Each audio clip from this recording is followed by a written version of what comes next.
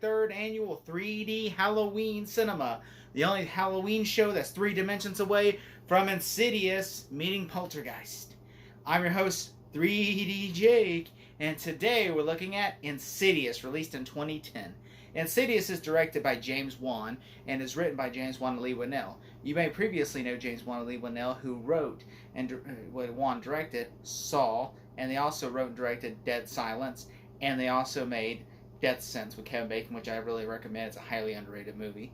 And they also wrote and directed this movie. While Wan directed it, Lee Winnell and him wrote in it. While Lee Winnell once again starred in the movie, well, he co-starred in this one rather than star in this first one, Saw.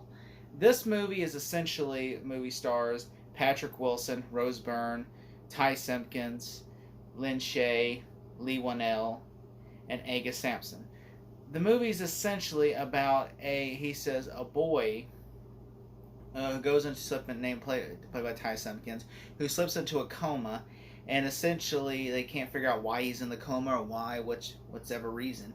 And then of course, as he's in the coma and everything's the weird paranormal things start happening. Essentially, things start moving around and doors come unlocked, and they start seeing ghosts, and then they start getting terrified. Especially at night is when all the havoc starts happening. So much so they get so scared to where they end up moving, thinking that will solve all their problems. They think they just have a haunted house, and then eventually, they move to another house, and then just a couple of days later, this is just happening again. And so they essentially realize that there's something else here, and they try to go to a priest, and then they try to talk to the guy's mom, and they realize that they need a psychic, and a psychic comes in, and much like Poltergeist, realizes though instead this time, rather than the place being haunted, it's her son.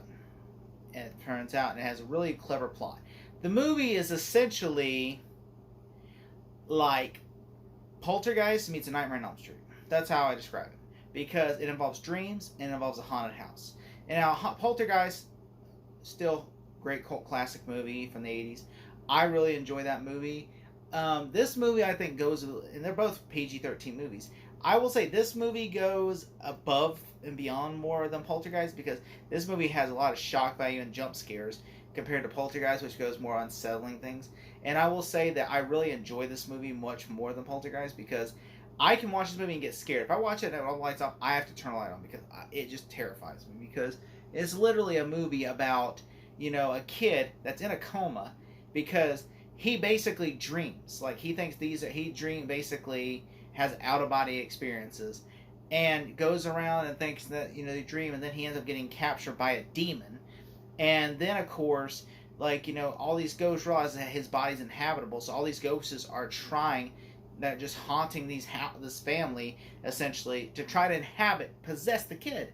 And so the demon is the closest one. I mean, that's some scary shit right there, okay? I mean, on paper, that sounds kind of ridiculous. But, in the movie, the way it describes to you, it's just so well done. I mean, literally, at the beginning of the movie, you're just essentially, you think, okay, it's just a haunted house. But the opening is even unsettling, where you just see, a bunch of black images, of a dark house. And then you see, looks like a little statue, and you're like, that's not a statue. And that's what even creeps me out. And then the music also is fantastic by Joseph Bashir, who also plays the demon in the movie, the lipstick demon. He is fantastically scored, and it's just so creepy, the music, especially at the jump scares. The music makes it very unsettling. I mean, I really enjoy this movie a lot. I watch this movie every Halloween because it's so terrifying to me.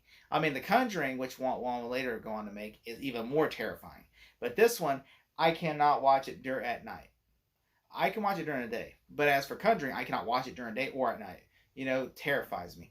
I will say this movie, though, is really creepy because it has so many things built up. Because you essentially think, okay, it's just a haunted house, just move. And they do that, and you're like, all right, well, that solves that. And then, of course, nope.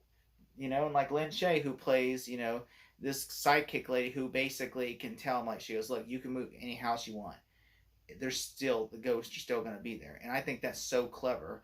And the boy is just literally, it's a possessed kid in a way that's in a coma. And I think that's just so clever about this movie, is that, this little boy, and they try even to extract him, kind of like in Poltergeist. The movie is very much like a homage to Poltergeist, except that I think they go a lot more hardcore. And I will always say this is a better remake of Poltergeist than the one we got around 2015. And also, I think this is also a better remake of A Nightmare on Elm Street than the one we got in 2010. Like, because I mean, and I will say because it does with dreams, and the dreams in the movie are terrifying because they go into this like the dream world, and essentially, which is not even really a dream world. It's really called the Further, and it's about basically like a place between heaven and hell, that where all the ghosts that don't want to cross over go. And I mean, it's just terrifying because the whole idea of this movie is terrifying because it's about a haunted house. Sorry, that about this haunted house that you think it's a haunted house and it's not, and it's just. I went into this movie when I first saw this movie in 2010. I heard about it at football practice. That I feel like, oh, this movie's terrifying, man. So then I rented it, when it came out on a Redbox, or was it Bond's Video? I think it was Bond's Video. I don't even think it was Redbox. It was Bond's Video. I read it at the Family Video store, and I kind of sit down and watch it, and I pop it in the DVD player because we watched Arthur starring Russell Brand, and then after that went off, we watched Limitless, and then after that went off, we watched this, and then after the family went to bed, I popped it in the DVD player. Oh my god, I was so terrified. I got all the way up to the scene where they're like, where they're sitting there having a seance, with basically like, the gas mask on. Then I had to turn the lights on because I'm like, I can't. I just can't. Because it was like, and I was like a high school kid, like a little ninth grader, maybe I think it was eighth grade. And I was just like so terrified of this scene because I'm like, oh my god, I can't. I can't. And turn lights on because I was just like, this is terrifying. Like just sitting there, like like they're doing it, which I love that James Wan Lee Winnell tried to do at the outside the box thinking. Like, and rather than doing this regular seance, they put a gas mask to make it more theatrical, and try to come up with new ideas and stuff, which is great. And all the flashing lights and stuff, it's really nerve settling and everything. And especially there's moments you don't expect there to be jump scares. Like they're in a kitchen talking during the day, and all of a sudden there's a demon right behind Patrick Wilson. And he goes, ah!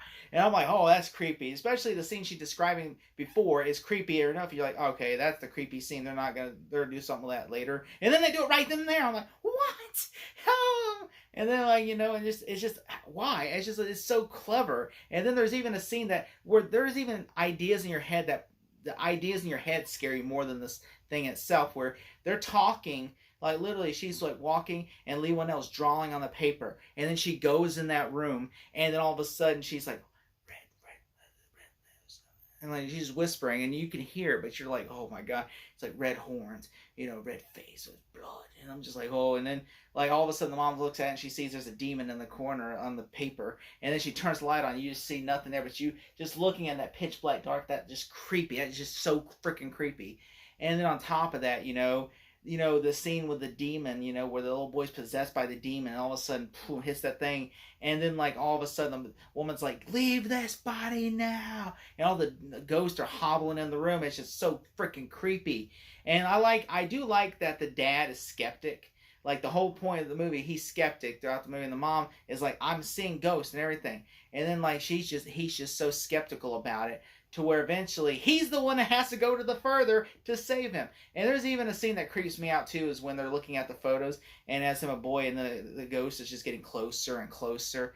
And all of a sudden it's like, then the mom said, like literally the most unsettling scene is when at night, the last photo where he's at night, where like the ghost is this close to grabbing him. I'm like, oh, that's so creepy and unsettling, and I'm just like, that to me is just like real deal scary.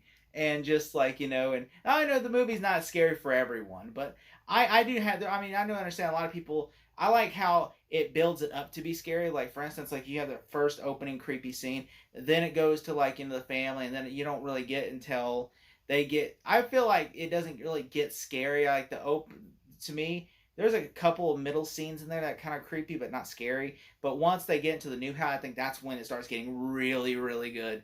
And so that's when I'm like, that's when it really starts to hit the fan. And I really like that. And I also like that Lynn Shay plays this character. And I like that she has two goofy sidekicks with her. And, and also I just think that it's really well done. It's really crafted well. It shows you that James Wan has, matured as a filmmaker, and just shows you that he's really crafted and well done, especially when they go to like the Further, and he has a light, and you see this is a PG-13 movie, you see people get shot to death, and like a woman kills her family. I'm like, that's just even creepy too, and that's a PG-13 movie, and there's even a lot of implied violence that is just even creepy. Like, I always remember that scene where like the Tiptoes to the True Losers plays a couple times in the movie, and I'm just like, I still kind of listen to that without thinking of Insidious. And just like when he's just trying to rescue his son, he has to go in there to rescue his son. And then all of a sudden, his son's like, Daddy. And then all of a sudden, you hear the demons just like, tiptoes, little tulips. and he's just sharpening his claws. I'm like, oh. I was like, that's so creepy and unsettling. I'm like, Daddy. And it's just like watching, going, I'm just like, oh, yeah. I was like, this is so creepy, but I love it. And just like, and then just like had the fight scene, which the fight scene was like 5 seconds, but it was still great. They didn't try to get out there. And then, of course, the demon trying to fight the child, get the child back. And the child's they're trying to get in their house. All the ghosts are attacking the house and everything. It's just so creepy and great. And then, of course, the child gets back in his body, and you think the demon's got a child, and then the dad sees the bride, who was actually like turns out is the ghost that literally touches, like, tries to touch the child, get closer and closer and closer, and then he's like, I'm not afraid of you, leave me alone, like, it's just like, and all of a sudden you just see like the husband's face, and then just he wakes up, and then it turns out, spoilers by the way if you haven't seen it, he wakes up and it turns out he's not the husband. The husband's still in the further. The little boy is the little boy, but the husband is actually the bride, and you see by his hands, his nails are pure black, and it turns out that when she takes the picture, he goes, why would you do that? He strangles that woman to death and kills her, and then you see like the picture, and it turns out he goes, and then he strangles her, and then the wife sees the picture, and then he's like, honey, I'm here, and she goes, and it just ends. You're just like, oh, it was like, yes. And so it's just such a good film. This is just like one of the best films of the decade, of that year. I'm just like, one of the best films of 2010, one of the best films of that decade. I mean, this movie counts the same as The Nightmare on Elm Street, and this movie is 10 times better than the Nightmare on Elm Street remake. I mean, this is just a freaking A+ movie. If I had to give this movie a grade, I am definitely giving it an A+. Thank you so much.